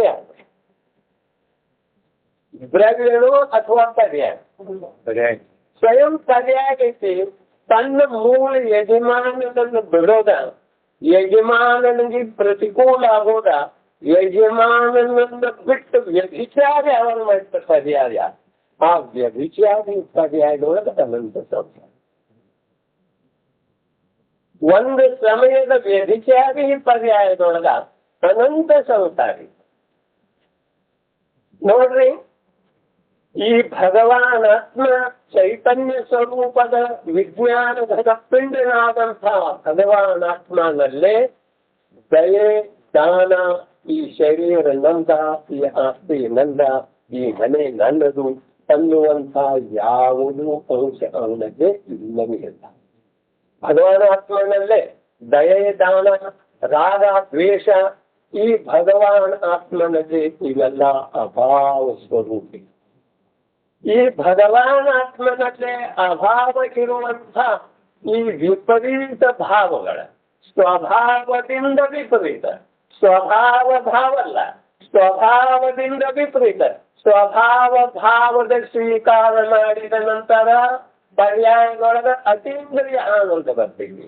ವಿಭಾವ ಭಾವದ ಸ್ವೀಕಾರ ಮಾಡಿದ ನಂತರ ಪರ್ಯಾಯದೊಳಗ ಅನಂತ ದುಃಖದ ಅನುಭವ ಆಗ್ತೀವಿ. ಈ ಅನಂತ ದುಃಖ ಅಥವಾ ಅತೀಂದ್ರಿಯ ಆನಂದ ಇದು ಯಾರ ತಲೆಯೊಳಗಿದೆ? ಒಂದು ಸಮಯವರ್ತಿ ಪರ್ಯಾಯದೊಳಗಿದೆ. ಆ ಪರ್ಯಾಯ ಯಾವುದರ ಕಡೆ ದೃಷ್ಟಿ ತಿರುಗಿಸ್ತಿದೆಯೋ ಅದರ ಮೇಲೆ ಉಳಿದದ್ದೆಲ್ಲ ಅವಲಂಬಿಸಿದೆ. ಆ ಪರ್ಯಾಯ ದೃಷ್ಟಿ ಯಾವುದರ ಕಡೆ ತಿರುಗಿಸ್ತಾ ಇದೆ? ಪರ ಪದಾರ್ಥಗಳ ಮೇಲೆ ದೃಷ್ಟಿ ತಿರುಗಿಸ್ತಾ ಇದೆ. ಪರ ಪದಾರ್ಥದ ಮೇಲೆ ದೃಷ್ಟಿ ತಿರುಗಿಸುವುದರಿಂದ ಇದು ಕೇವಲ ಒಂದು ಸಮಯವರ್ತಿ ಪರ್ಯಾಯದ ಅಪರಾಧ ಇದೆಯೋ ಅಥವಾ ಅದರಲ್ಲಿ ಜೀವದ್ರವ್ಯದ ಮತ್ತೆ ಸಮಯವರ್ತಿ ಪರ್ಯಾಯದ ಅಪರಾಧ ಇದೆಯೋ ಅಥವಾ ಅದರೊಳಗೆ ಜೀವದ್ರವ್ಯದೂ ಅಪರಾಧ ಇದೆ. ಜೀವನದೊಳಗೆ ನಿರಪರಾಧ ಇದೆ. ಮತ್ತೆ ಈಗ ಬಂದ್ರೆ ಪರ್ಯಾಯ ಸ್ವತಂತ್ರ ಇಲ್ಲ. ಪರ್ಯಾಯ ಸ್ವತಂತ್ರಕ್ಕಿದ್ರೂ ಕೂಡ ದ್ರವ್ಯ ಪರಮ ಸ್ವತಂತ್ರ ಇದ್ರೂ ಕೂಡ ಪರ್ಯಾಯದ ಕರ್ತವ್ಯವನ್ನು ಪರ್ಯಾಯ ಮಾಡಲಿಲ್ಲ. ಹೌದ? ಪರ್ಯಾಯದ ಕರ್ತವ್ಯವನ್ನು ಪರ್ಯಾಯ ಮಾಡಲಿಲ್ಲ. ಈ ಪರ್ಯಾಯದ ಕರ್ತವ್ಯ ಪರ್ಯಾಯ ಮಾಡದೇ ಇರೋದಕ್ಕೆ ಕಾರಣ ಅದರದ್ದೇ ಯೋಗ. ಪರ್ಯಾಯದ ಕರ್ತವ್ಯ ಅಂದ್ರೆ ನಾವು ನಿರ್ದೋಷ ಏನ್ರಿ? ಪರ್ಯಾಯದ ಕರ್ತವ್ಯವನ್ನ ಪರ್ಯಾಯ ಮಾಡದೇ ಇರೋದಕ್ಕ ಕಾರ್ಯ ಮಾಡಕ್ ಕಾರ್ಯ ಒಂದು ಕೆಲಸ ಹೇಳ್ತಾನೆ, ಇಂಥವ್ರ ಕಡೆ ಹೋಗಿ ಎಷ್ಟು ದುಡ್ಡು ತಗೊಳ್ಬಾರ್ದು. ಈ ಮನುಷ್ಯ ಏನ್ ಮಾಡ್ತಾನೆ, ಇನ್ನೊಬ್ಬರ ಕಡೆ ಹೋಗಿ ಅವೊಂದು 50,000 ದುಡ್ಡು ತಗೊಳ್ಬಾರ್ದಿದ್ರೆ ಇವ ಪೆಟ್ಟಿಗೆಯಾಗಿರೋ ಒಂದು 50,000 ದುಡ್ಡು ಹಾಕಿ ಇನ್ನೊಬ್ಬರು ಕೊಡ್ತಾರೆ. ಇದಕ್ಕೆ ಕಾರಣ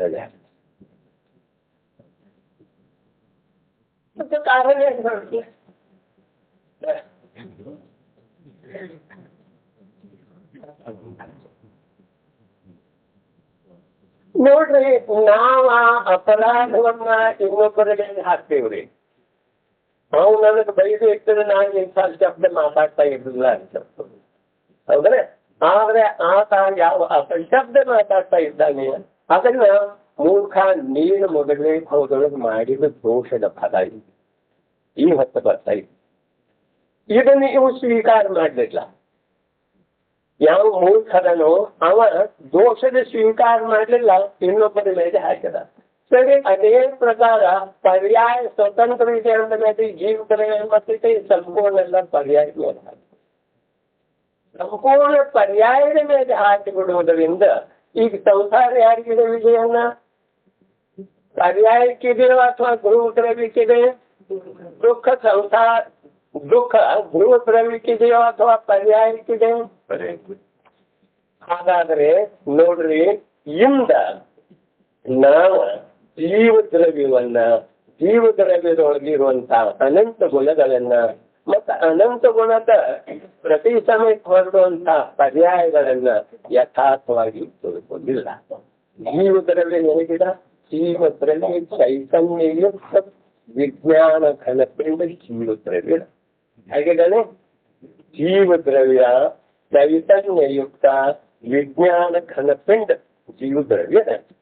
ಆ ಜೀವದ್ರವ್ಯದೊಳಗ ಏನು ಜ್ಞಾನಾದಿ ಗುಣಗಳಿವೆ ಅವ ಹಾಗೆಯೇ ಅಭೇದ ರೂಪದಿಂದ ಜೀವದ್ರವ್ಯದ ಜ್ಞಾನ ಮೊದಲಾದ ಯಾವ ಗುಣಗಳಿವೆ ಅವ ಜೀವದ್ರವ್ಯದೊಳಗ ಅಭೇದ ರೂಪದಲ್ಲಿ. ಮತ್ತು ಪರ್ಯಾಯ ಹೇಗಿದೆ?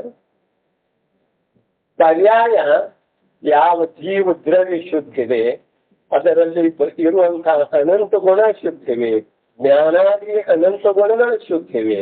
ಆ ಅನಂತ ಗುಣದ ಮೂಲಕ ಯಾವ ವಿಕಾಸ ರೂಪದ ಶಬ್ದ ಪ್ರಯೋಗ ಇದೆ, ವಿಕಾಸ ರೂಪದ ಪರಿಣತಿ ಆಗ್ತಿದೆ. ಆ ವಿಕಾಸ ರೂಪದ ಪರಿಣತಿ ಮತಿ ಜ್ಞಾನ ರೂಪದಿಂದ ಪರಿಣಮಿಸ್ತಾ ಇದೆ. ಜ್ಞಾನ ಗುಣದ ಪರ್ಯಾಯ ಜ್ಞಾನ ಗುಣದ ನೋಡ್ರಿ, ಜೀವದ್ರವ್ಯ ಚೈತನ್ಯಯುಕ್ತ ಅನಂತ ವಿಜ್ಞಾನ ಘನಪಿಂಡ ಜೀವದ್ರವ್ಯ ಇದೆ. ಹೇಗಿದೆ? ವಿಜ್ಞಾನ ಚೈತನ್ಯಯುಕ್ತ ಅನಂತ ವಿಜ್ಞಾನ ಘನಪಿಂಡ ಇದೆ. ಯಾವ್ದ? ಜೀವದ್ರವ್ಯ. ಅದರಲ್ಲಿ ಆ ಜ್ಞಾನಾದಿ ಅನಂತ ಗುಣಗಳಿವೆ, ಅಭೇದ ರೂಪಗಳಿವೆ.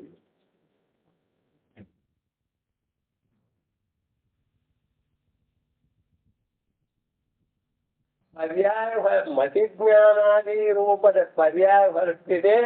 ಅದು ಜೀವದ್ರವ್ಯದ ಪರ್ಯಾಯ ಧರ್ಮ ಏನೈತೆ?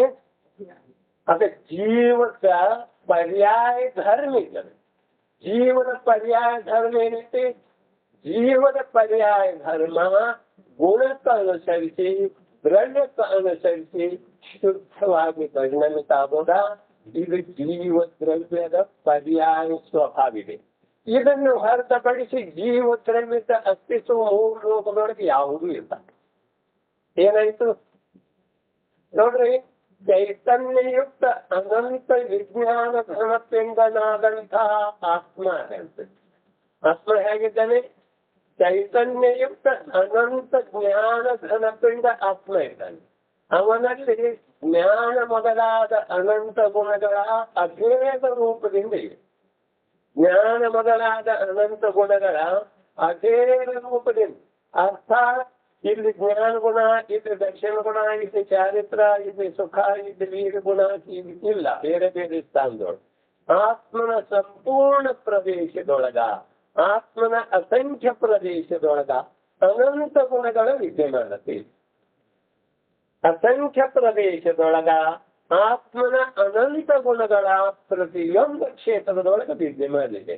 ಈ ಪ್ರಕಾರ ಅಭೇದ ರೂಪದಿಂದ ಆತ್ಮನ ಅನಂತ ಗುಣಗಳ ಧ್ರುವ ದ್ರವ್ಯದೊಳಗೆ ವಿರಾಜಮಾನಿದೆ. ಹಾಗಾದರೆ ಉತ್ಪಾದನೆ ದ್ರವ್ಯ ಯುಕ್ತ ಸತ್ ಇದು ನಿರ್ಣಯ ಮಾಡುತ್ತಿದ್ದೆ. ದ್ರವ್ಯ ಇದು ಗುಣ ಆಯ್ತು. ಇನ್ನು ಪರ್ಯಾಯ ಆ ಜ್ಞಾನಾದಿ ಗುಣಗಳ ರೂಪದಿಂದ ಪರಿಣಮಿತ ಆಗೋದ. ಇದು ಜೀವದ್ರವ್ಯದ ಸ್ವಭಾವಿ, ಜೀವದ್ರವ್ಯದ ಪರ್ಯಾಯ ಧರ್ಮ ಏನ್ರಿ? ಜೀವದ್ರವ್ಯದ ಪರ್ಯಾಯ ಧರ್ಮ ಇದೆ. ಧರ್ಮ ಏನ್ರಿ ಬಂತು? ಪರ್ಯಾಯದೊಳಗೆ ಬಂತು. ಜೀವದ್ರವ್ಯ ಶುದ್ಧಿದೆ, ಜೀವದ್ರವ್ಯದೊಳಗಿರುವಂತಹ ಜ್ಞಾನಾದಿ ಗುಣಗಳ ಶುದ್ಧಿವೆ. ಆ ಜ್ಞಾನಾದಿ ಗುಣಗಳ ಮತಿ ಜ್ಞಾನಾದಿ ರೂಪದ ಯಾವ ಪರ್ಯಾಯ ಹೊರಟಿದೆಯೋ ಆ ಪರ್ಯಾಯ ಹೊರಡೋದ. ಇದು ಜೀವದ್ರವ್ಯದ ಪರ್ಯಾಯ ಧರ್ಮ, ಜೀವದ್ರವ್ಯದ ಪರ್ಯಾಯ ಧರ್ಮ. ಈ ಮತಿ ಜ್ಞಾನಾದಿ ರೂಪದ ಪರ್ಯಾಯ ಬಾರದೆ ಹೋದ್ರೆ ಅದು ಜೀವಧರ್ಮದ ಪರ್ಯಾಯ, ಜೀವದ್ರವ್ಯದ ಪರ್ಯಾಯ ಧರ್ಮ ಹಿಡಿತೇನ್ರಿ. ನೋಡ್ರಿ, ಜೀವದ್ರವ್ಯ ಇದೆ. ಆ ಜೀವದ್ರವ್ಯದೊಳಗ ಜ್ಞಾನಾದಿ ಅನಂತ ಗುಣಗಳ ಅಖೇದ ರೂಪದಿಂದ ವಿರಾಜಮಾನ, ಅಖೇದ ರೂಪದಿಂದ ವಿದ್ಯಮಾನ ಇರುವಂತ ಗುಣ ಮತ್ತ ಭೇದ ರೂಪ ಇರುವಂತಹ ಜೀವದ್ರವ್ಯ, ಅಭೇದ ರೂಪದಿಂದ ಇರುವಂತಹ ಅನಂತ ಗುಣ. ಆ ಅನಂತ ಗುಣದೊಳಗ ಜ್ಞಾನಾದಿ ಗುಣದ ಯಾವ ಅವಸ್ಥೆ ಆಗ್ತಿದೆಯೋ ಜ್ಞಾನಾದಿ ಗುಣಗಳ ಯಾವ ಅವಸ್ಥೆ ಆಗ್ತಿದೆಯೋ ಆ ಅವಸ್ಥೆ ಹೇಗಾಗ್ತದೆ ಪ್ರಾರಂಭದೊಳಗ ಮತಿಜ್ಞಾನ ರೂಪದ ಅವಸ್ಥೆ ಆಗ್ತದೆ. ಜ್ಞಾನಾದಿ ಗುಣದ ಜ್ಞಾನ ಗುಣದ ಮತಿಜ್ಞಾನ ರೂಪದ ಅವಸ್ಥೆ ಆಗೋದ ಇದು ಜೀವ ದ್ರವ್ಯದ ಪರ್ಯಾಯ ಧರ್ಮ. ಜೀವ ದ್ರವ್ಯದ ಪರ್ಯಾಯ ಧರ್ಮ. ಈಗ ಸ್ವಯಂ ಸಂಚಾರಿತೈತಿ, ಸ್ವಯಂ ಸಿದ್ಧೈತಿ, ಸ್ವಯಂ ಪರಿಣಮಿತ ಆಗ್ತಾ ಇದೆ. ರಜೆ ಐತಲ್ಲ